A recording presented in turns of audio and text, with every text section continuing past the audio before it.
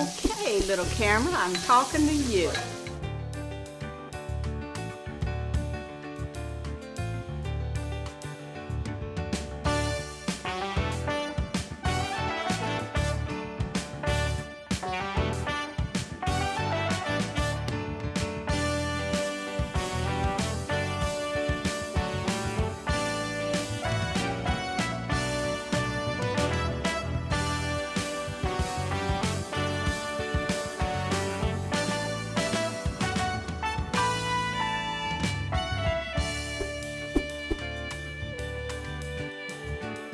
Hello, I'm Stephanie Miller. And I'm Lynette. And Lynette is sweet.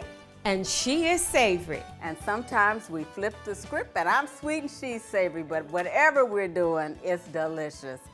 So today we're going to be making some dishes for Mother's Day. Lynette, what are you doing?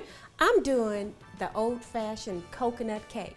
And I am doing a chicken roulade with mushroom risotto. And we've invited a couple of our friends to join us today. And I have with me Diane Araujo and Clarice Kavanaugh. And they're going to be sitting in with us and kind of rooting us on and chattering while you're plattering. Okay. And our theme is Mother's Day, and we're going to be talking about what Mother's Day has meant to us and what it still means to us. I'm a mom and a grandmom, and while being a mom is super special and raising my daughter was wonderful, something about those grandkids, man, they're so different, they're so much fun, and you spoil them and you can send them back to their parents, and I just love being a grandma. Today I'm going to be making a chicken roulade, and the ingredients are ricotta, feta, salt, pepper, and basil, a little prosciutto, simple as that, with a pounded out chicken breast. I'm going to line this chicken breast with prosciutto, which is a Italian ham that's really thinly sliced. I love this. You could eat this for a snack. I eat it all the time raw. Really? Yeah, I do. Well, it's not really raw. It's smoked. It's cured, I should say. So I'm going to line that chicken breast. I'll take the extra. You take the extra. You can have the extra too. Make sure all the areas are covered. that's because you got to roll that up, huh? Yeah. And then I have some feta cheese and some ricotta. I'm going to mix those together. Add a little basil here. I love fresh basil. Smells good and it makes the dish look pretty. I never made this for my mother, but I'm making it for these two moms. Kind of roll this up like this. This looks so pretty when you cut it. And then we're going to take some string. And you can find this at I got this at a cooking store. You take the string and you make a knot on one end and you slip it under. Okay. Like that. Ooh, reminds you of crochet. It does. Okay. Go ahead. But you could probably find this string online. Or you can get it go to the meat market when you buy your meat. Say, ask the butcher. He'll give you a piece. Give me a piece of string. He'll know exactly what you mean.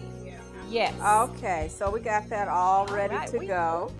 We're going to sear this in olive oil and brown it. Okay, but before we do that, we're going to season it up with salt and pepper. Sprinkle high so you cover it all.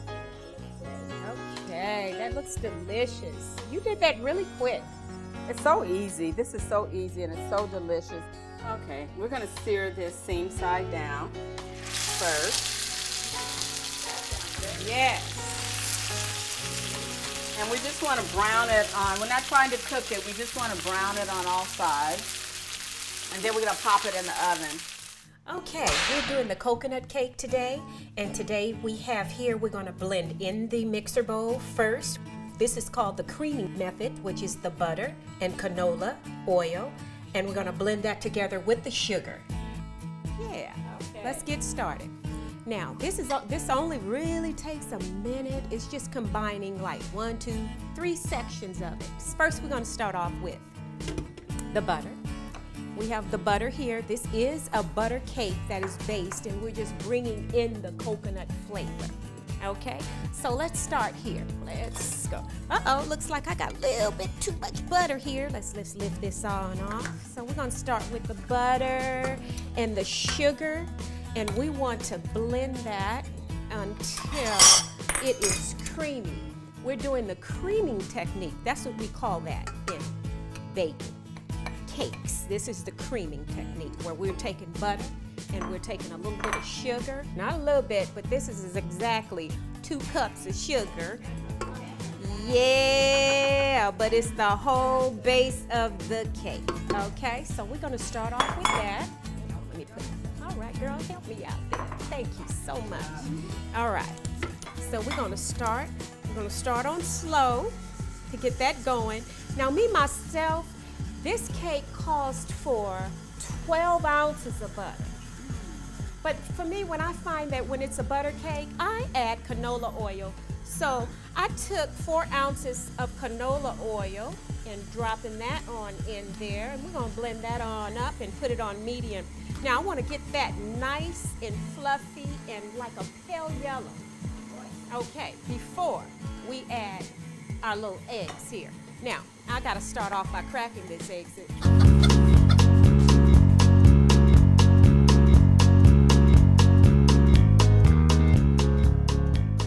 Okay, this looks like it's ready now. What I'm gonna do, it does, girl. That's that vanilla bean. What I gotta do is I'm gonna put this on low. What I'm gonna do now is I'm gonna sift my cake flour, and this is baking soda. Actually, that's a lot of baking soda because that coconut cake needs to rise. So it's baking soda and a little bit of salt. Flavor be the reason. And now what I'm going to do here is get my sifter out. Hold up. And let's just sift on. We're gonna turn this off a minute so we won't overbeat that butter. And we're gonna go here. Thank you, Diana. Now, we're here for a reason, huh, girl? All right. We're gonna sift this. Always sift a cake. You gotta sift a cake because that's what's bringing the airiness in the cake. If you don't sift it, it'll be totally dense, like a rock. Who wants a rock? And because I love kosher salt. I use kosher salt because the flavor of the salt is just, oh gosh, you never do. Wow. And it's always those little granules left in the sifter. I just go bam. Okay. Now, can you get rid of that for me? All right. Now we have that. We put that aside. This is our heavy cream. This is actually a 1.5 cups of heavy cream. That's kind of a lot. And here is our vanilla bean paste and a little coconut extract. Here we go. Wonderful. You done? Yes, I'm done here. I like to mix my stuff up before it's incorporated into the bowl. Okay, so we kind of mix that up a little bit, even though it's going to be mixed anyway, but guess what? Do you bake a lot? I bake all the time, every day, Well, every day. It doesn't look like it. You're All right. in pretty good shape over there for a baker. Okay. I'm So jealous. we have this. I'm going to put that on low, make sure that now we're going to combine the dries with the wets. We got to combine this kind of sort of. It's something about the sugar and the flours that have to mix up before you even add any more. You know what I mean? Yeah. Sure. All right. Here we go. Huh? Final flip of the whip. Stir that up. And we're done. Come on, Steph. What you Girl, got going over there? Put it in the pan. I'm trying. All righty. Okay. What you got going over These there? are all seared up. I'm going to put them in the oven and roast them to 160 degrees. Ooh. Wow. How long do you put them in for? Till they reach an internal temperature of 160 degrees. Typically, you want it to be 165 internal temperature. How long? So do you use a meat thermometer or you just know this? I just know it because I'm smart like a meat thermometer. And not only that, So I have my trusty meat thermometer. I can tell when things are done. But with chicken, and I'm serving other people, I kind of want to be positive. So I'll test the internal temperature. I have not seen you since we all played golf a couple of weeks ago, and Mother's Day is quickly approaching. You are so blessed to still have your mom. So do you have any special plans? Absolutely. Every Mother's Day, Mom's 89. And so the good news is she eats everything, and she thinks I'm a gourmet chef because I do things that she didn't do when she was a younger woman. But traditionally we have half Mexican and half American. And I make a traditional pozole, which is, it's a pork meat with hominy. And it's like a menudo, but it's pozole is more the meat, the pork meat, and it's a red sauce. And that's kind of like the breakfast or the after meal. Well, I have not had your American meal, but I sure had your Mexican, and man, it is the bomb. Diane taught me how to make tamales, and I surprised her and did it by myself for our birthdays. I wanted to impress her. Were you impressed? Really did. I was totally impressed. when you're torting a cake, what you want to do, you want to always, the cake is already leveled. When you take this top off, you want to make sure that when you're putting the icing on and you turning this table, that you end up in the same spot where you took that cake off. Okay, so what you want to do is mark it. Mark it like that, a little bit. Be careful though, this is really careful. Take that on off, and there we have it. Now we're gonna go on in with the icing, the filling, and here we go. And then we just roll it on out.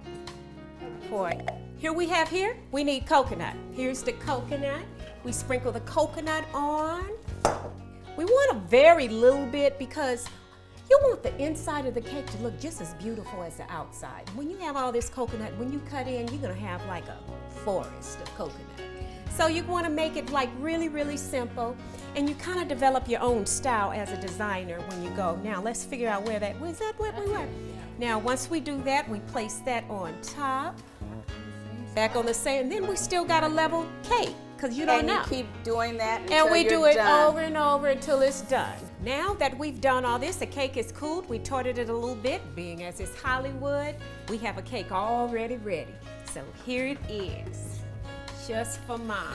And we've already made the flour to put on top. Beautiful. And there we are. Love it. But Mom is a Love star. So we can't put the star for Mama. There we are, 2 candles. There we go. Happy Mother's Day. Yeah. Okay, so to pair with the chicken roulade, I'm going to make a mushroom risotto. I have arborio rice, olive oil, chicken stock, fresh garlic, fresh onion, white wine, fresh mushrooms, and fresh thyme. And I'm going to finish that with Parmigiano Reggiano cheese and fresh cream. Okay, so the roulade is ready. We're gonna take that out and let it rest. Try not to burn myself. Those look beautiful. Okay, we're gonna saute some onions until they're translucent.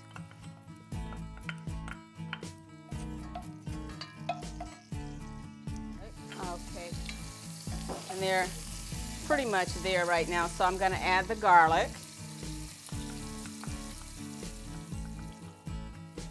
Girl, this risotto is so delicious. I have a little story about this risotto. I was in Palm Springs and I was served it, and I was in culinary school, and the chef came by to ask how everything was, and I said, this risotto is crazy good. I said, can I come and stage in your kitchen? And he said, well, you can't stage, but I'll bring you in the morning and teach you how to do it, and that's exactly what he did. Okay, so once the onions are ready and the garlic is ready, we add the risotto and we coat that really well with the oil. The more you stir risotto, the creamier it becomes. So, okay, and then we're gonna deglaze this with white wine. Yeah, ain't nobody playing. I so appreciate this lesson I got from him. And then he was actually nice enough to follow it up with an email with the directions and the recipe, and so we were happy camper. So, got that going. Now we're gonna add some chicken stock. And don't worry so much about the recipe because I will share it with you on our website. We're adding some warm chicken stock. And that's gonna start to thicken, and the more you stir, the creamier it becomes. Smell that, y'all? I hear drools galore back there. Okay, so we're gonna keep stirring. That's gonna thicken and reduce and thicken and reduce. I'm gonna add a sprig of thyme, fresh thyme. And when this reduces once, I'm gonna add some more chicken stock. There, oops. Okay. It means it's all the liquid has absorbed. And you have to keep adding it until it's al dente. When it's al dente, we're gonna add some Parmigiano Reggiano cheese, which is absolutely delicious, and some cream. It is delicious. And then we'll finish it with salt and pepper. Okay, when I get ready to add the chicken stock for the second time, I'm also gonna add some mushrooms. This is crazy good and it's so creamy. Okay, I'm gonna add a little more chicken stock pretty soon. This is thickening up, starting to thicken up. Is it smelling amazing? Okay, I'm also gonna add the mushrooms. Uh-oh, dropped one. Okay, while this is cooking, I am going to turn on this little guy right here, and I'm gonna pan roast some asparagus, and I've put a 1/4 cup of chicken stock, a tablespoon of butter, some garlic and salt and pepper, and by the time this is ready, that will also be ready. That's why it smells so good. Yes. Now, do you pour? Okay, that's the asparagus itself. Yes, that's the asparagus, and there's really nothing to this. And it comes out steamed and not soggy, still has a snap. Yeah. Okay, this is looking wonderful. I added to this skillet the drippings from the roulade, and this is so easy and so delicious. I'm just gonna add some cream and butter to it. A little pat of butter. And that's all there is to that sauce. And once it reduces,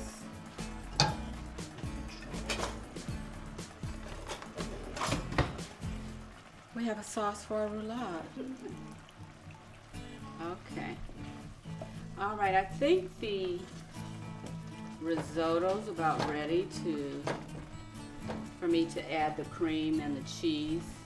The reason we add the cheese last is while it's cooking, you don't want it to burn. So we'll toss in the cheese now. We'll toss in the cream now. And let that reduce a little more, and that's a wrap. Take the thyme sprig out. Diane was the one who wanted to see what it looks like. This is what it looks like if you want to see, Di. See how creamy it got? You just, you just reduce that. Delish. And that's a wrap. Yeah. And once it's finished, it looks like that. Creamy as can be. So we'll put that there. And our meal is almost ready. We'll just reduce the sauce.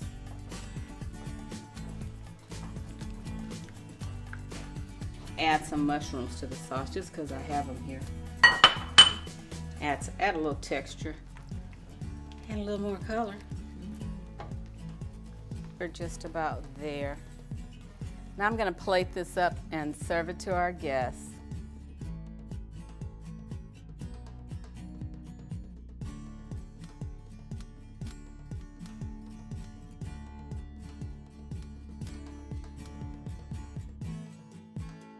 I really loved having my girlfriends over today. It was such a special day. We had a lot of fun. Can't wait to have them back again and cook up something else, a different dish for them. Happy Mother's Day, ladies. Happy Mother's Day. Mother's Day.